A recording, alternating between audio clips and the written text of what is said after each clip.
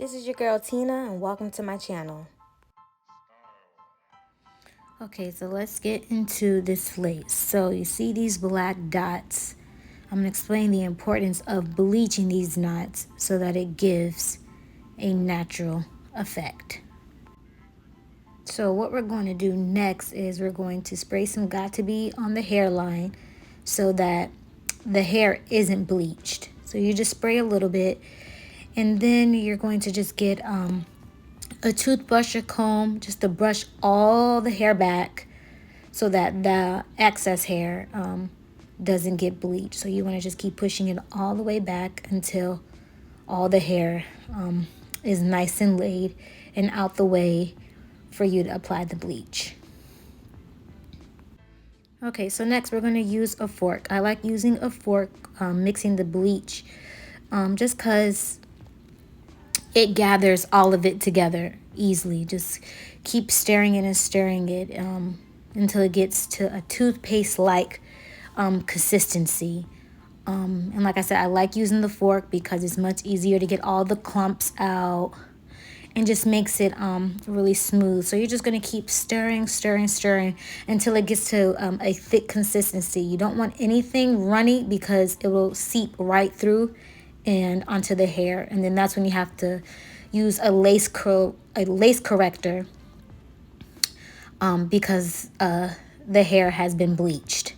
So you just want to make sure it's a thick consistency, and once you see that it's not runny, then you're good to go. And I did use a 40 developer with BW2 powder. So now we're going to apply the bleach. So I'm going to start from the back because it's a higher density and end with the hairline because it's lesser density.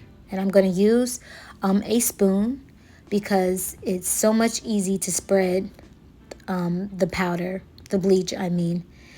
And with spreading it, you have to make sure that you see no black dots and make sure that everything is covered. So now we're just going to spread all over the closure. Again, make sure that all the dots are fully covered. Make sure you don't see any black. And this is going to be throughout the whole closure. Now, sometimes some people, if there's going to be a middle part, they just do it down the middle. And some just do it on the side if it's going to be a side part. But for me, I like to fully bleach the whole closure just in case.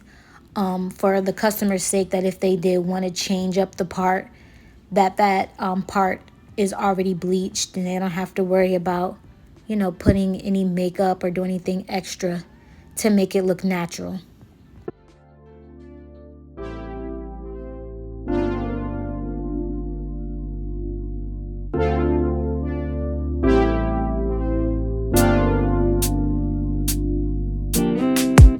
Strawberry on my lips and sugar fingertips. I can feel the beat running through the speakers. Blue skies, blue waves, every day's a good day. Lazy Sunday afternoon, I'ma take my name. Now we're getting ready to do the front.